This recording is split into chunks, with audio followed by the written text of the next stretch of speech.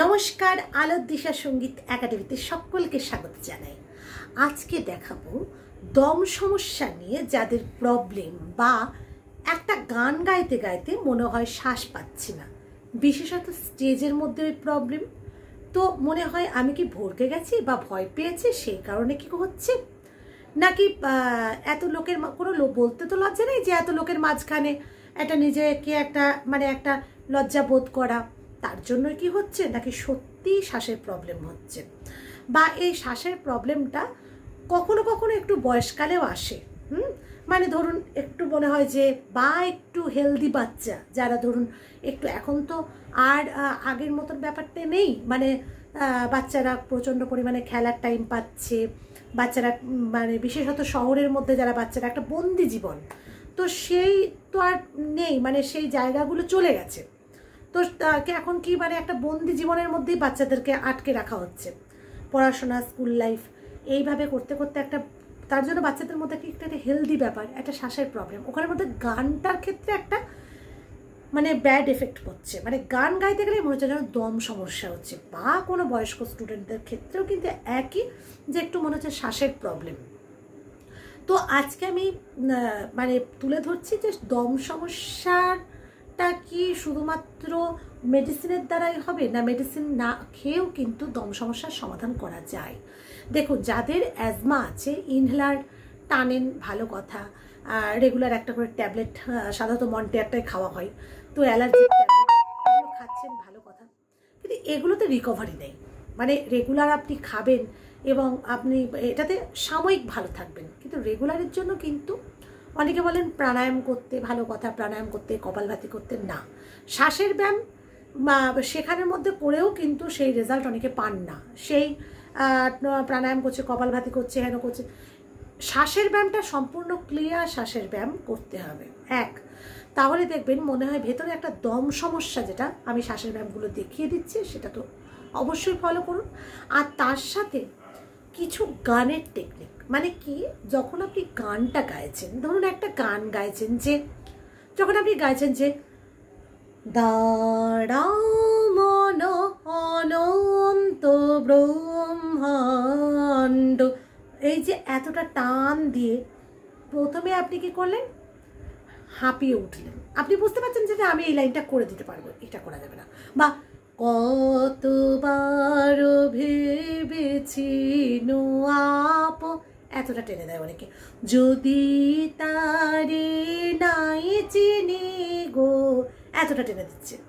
তো এই যে একটা অভ্যেস, আমার কিন্তু অতটা টান, আমি কিন্তু সা বলে যতটা টানতে পারবো ওই অভ্যেসটা কিন্তু রেগুলার আছে, কিন্তু গানের ক্ষেত্রে অতটা থাকবে না, কারণ আমি ওইভাবেই চোরা শ্বাস নিতে নিতেই ব্যালেন্স করে নিয়েছি। কারণ যখন আপনি গাইছেন যদি তারে নাই চিনি গো,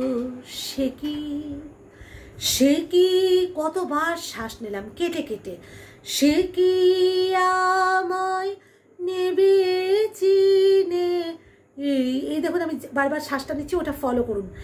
এই আর জোরে জোরে তো তখন নিতে পারবো না, তখন কেমন করবো, যদি তারে নাই চিনি গো, সে কি আমায় নেবে চিনে, এই নব ফাল্গুনের দিনে, জানি নে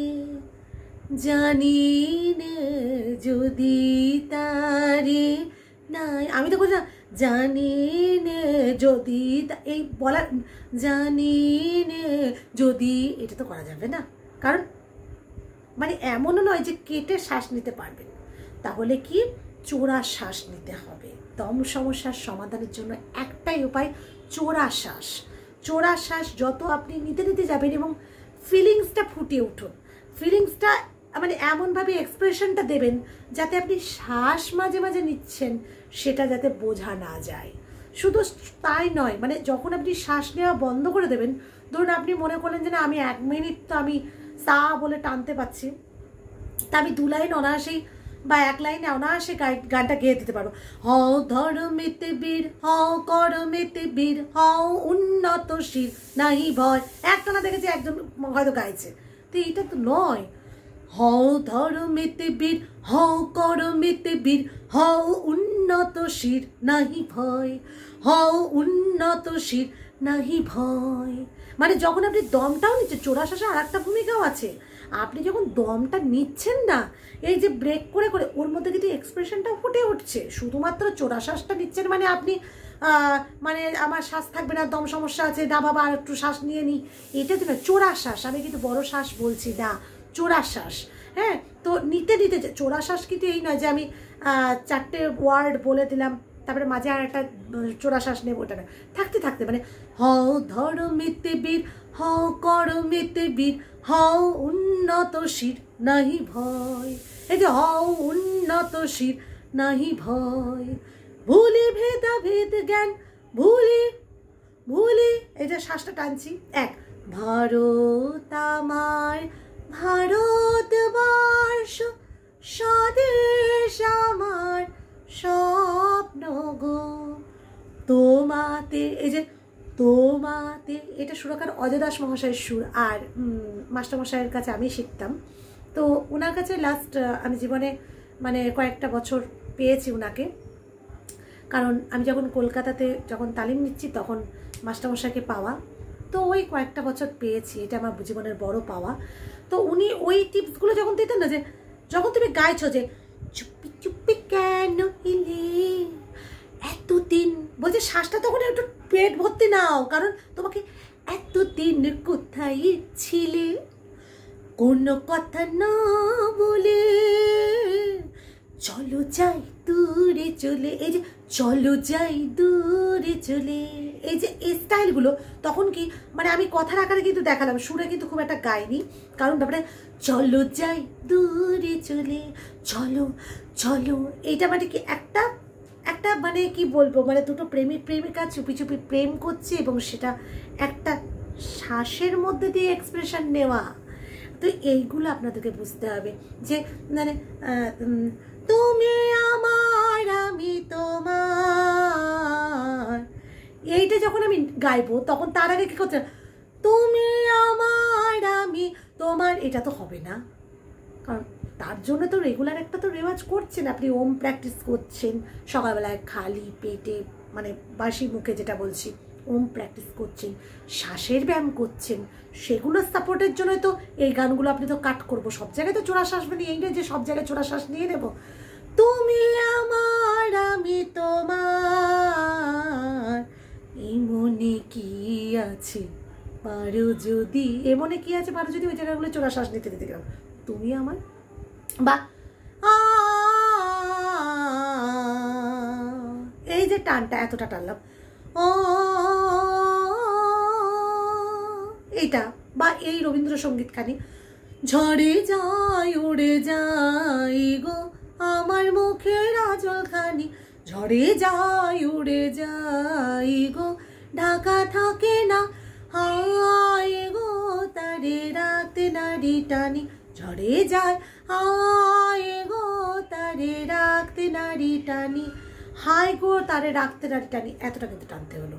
তো এই জন্য তো শ্বাসের ব্যায়াম, তো যাওয়ার আগে শ্বাসের ব্যায়ামগুলো দেখায়, খুব সহজ দুটো ব্যায়াম, আমি এই দুটো কিন্তু আপনাদেরকে দেখিয়ে দিচ্ছি। এই দুটো এতই সহজ সরল, একটু মানে খালি পেটে করার চেষ্টা করবেন, মানে পুরোপুরি ভরা পেটে করার চেষ্টা করবেন না, বা একটু মানে হয়তো খাবার খেয়েছেন তার 2 ঘন্টা বাদে এমনি খালি পেট হয়ে যায়, আমাদের বলি খালি পেট, খালি পেট, যে খালি পেট মানে সকালবেলায় বাসি মানে ব্রেকফাস্ট করার আগেটাই আমরা বলি খালি পেট, এটা নয়। ডাক্তারবাবুদের কথা অনুযায়ী 2 ঘন্টা মানে খাবার পরে 2 ঘন্টা পরে, মানে খাবার খেলেন তারপরে 2 ঘন্টা গেল, তারপরে ওটাকে বলছে খালি পেট, এটা কিন্তু ডাক্তারের ভাষায়। তো আপনি খাবার খেলেন তারপরে 2 ঘন্টা পরে আপনি করতেই পারেন। হ্যাঁ, তো এইটা দেখুন, একটা হলো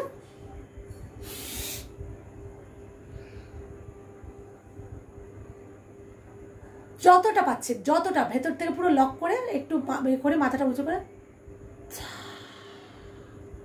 মানে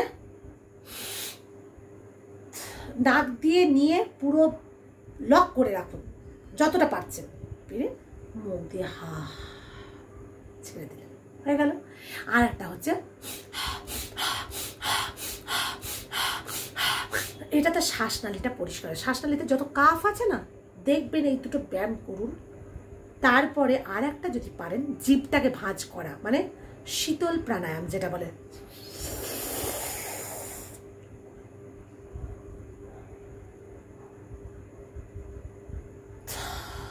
মানে এটা মুখ দিয়ে টেনে মুখ দিয়েই কিন্তু বের করতে পারে, মানে জিভটাকে কিন্তু ভাঁজ করে, শুরু নয় ওইটা, জিভটাকে ভাঁজ করুন,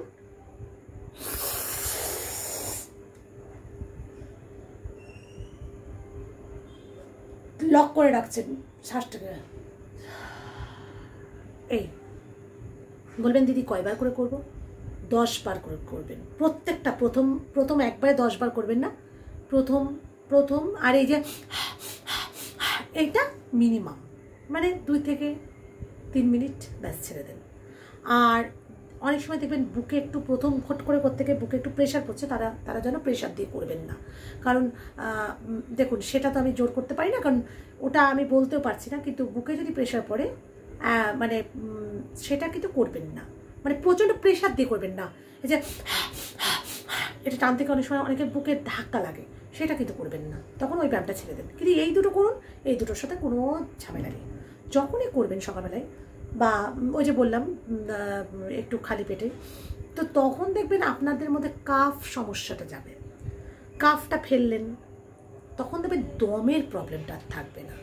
তখন কিন্তু ওই যে বললাম কিছু গান আপনাকে ওই তখন এই যে টানগুলো, তখন আর কোনো প্রবলেমটা আসবে না। শুধু এটা বাচ্চাদের মানে বড়দের ক্ষেত্রে নয়, বাচ্চাদের ক্ষেত্রেও, যারা হেলদি বাচ্চা বা এমনি শ্বাসের প্রবলেম হচ্ছে, গানের অ্যাজমা আছে, এখন তো ছোটো ছোটো বাচ্চাদেরই অ্যাজমা, চোখের চশমা, তাই তো এই নিয়েই দুটো মানে এই দুটো নিয়েই বাচ্চারা এখন চলছেন। তো এগুলো করলে কি হয়, ওই যে শ্বাসের প্রবলেম সেটা কিন্তু থাকে না। শুধু তাই নয়, মন্টেয়ার বা ইনহেলার এই টানাগুলো একদম প্রায় চলে যায়।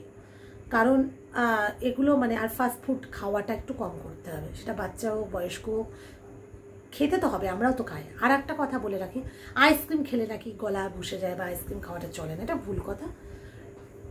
ওয়েদার বুঝে খান, মানে রোদে দাঁড়িয়ে আপনি আইসক্রিমটা খেয়ে নিচ্ছেন, তারপরে আপনার ঠান্ডা গরমটা হয়ে যাচ্ছে, সেটা না, টেম্পারেচার অনুযায়ী আইসক্রিম খান। মানে কোনো মানে কি বলবো, দিনে বলুন, রাত্রে বলুন, সন্ধেবেলায় বলুন, আপনি ঘরের মধ্যে আছেন, মানে গরমটা আপনার শরীরে প্রবেশ করছে না, রোদের মধ্যে নেই, তখন আপনি বসে আইসক্রিম খান, এসির মধ্যে বসে আইসক্রিম খান, আপনার কোনো কিচ্ছু হবে না। আপনারা কী করছেন, মানে রোদে বেলা আইসক্রিম খেলে গলা নষ্ট, কচু হয়, কিচ্ছু হয় না, কারণ খাবার আপনি খাবেন না, তো এটা তো হয় না। তো আমাকে বুঝে নিতে হবে কীভাবে খেলে। ফ্রিজের জলটা একটু অ্যাভয়েড করবেন, একটু ফ্যাট হয়ে যায়, কারণ ফ্রিজের জলটা কি হয়, একটু ফ্যাট হয়ে যায়, এটা স্বাভাবিক কথা, ডাক্তাররাও বলে থাকে যে ফ্রিজের জলটা অ্যাভয়েড করবেন। হ্যাঁ, একটু মানে আর গ্যাসের সমস্যাটা একটু দূর করুন, একটু শসা খান, কারণ গ্যাস থেকেও কিন্তু অ্যাসিডিটি মানে যেটা হয়, মানে অ্যাসিডিটি যাই বলুন না কেন, অ্যাসিডিটি, তো এখান থেকেও কিন্তু গলা বসে, এটা কিন্তু অস্বীকার করা নয়। শুধুমাত্র ডাস্ট থেকেই গলা বসে এটা কিন্তু নয়। প্রচুর পরিমাণে গার্গল করবেন না, প্রচুর পরিমাণে গলাতে গার্গল করা খারাপ। হ্যাঁ, এগুলো একটু মেনটেন করতে হবে। দেখুন এইগুলো মেনটেন যখন করবেন, মানে যখন গলা বসেছে তখনই গার্গল করুন, তার আগে তারপরেও নয়। কিছু কিছু ইউটিউবে দেখি যে আপনি রেগুলার গার্গল করে যান, এগুলো করবেন না, রেগুলার গার্গল করে কোনো লাভ হয় না, এগুলো মেনটেন করুন। আচ্ছা, গলা আরও নষ্ট হয়ে যায়, হয়ে গেল। আর তার সাথে বলে টক খাবেন না, যে টক খাবেন না, টক খান। ভোকাল কর্ডের ওই বলে যে টকটা আপনি খেয়ে প্রোগ্রাম করবেন না, টক খাবেন না, কারণ শরীরে সব কিছু দরকার আছে, টক মিষ্টি ঝাল তেতো সবের দরকার আছে। যারা গান গায় তারা টক খাবেন না, না ভুল কথা, টকও চাই, ফুচকাও চাই, সব চাই, খালি মেনটেন করুন। আপনি টক খেলেন, টক খেয়ে আপনি দুধ চা খেলেন, তারপরে গানে বসবেন, তো আপনার তো গলা বসবেই, তো এগুলো মেনটেন করতে হবে, তাই নয় কি?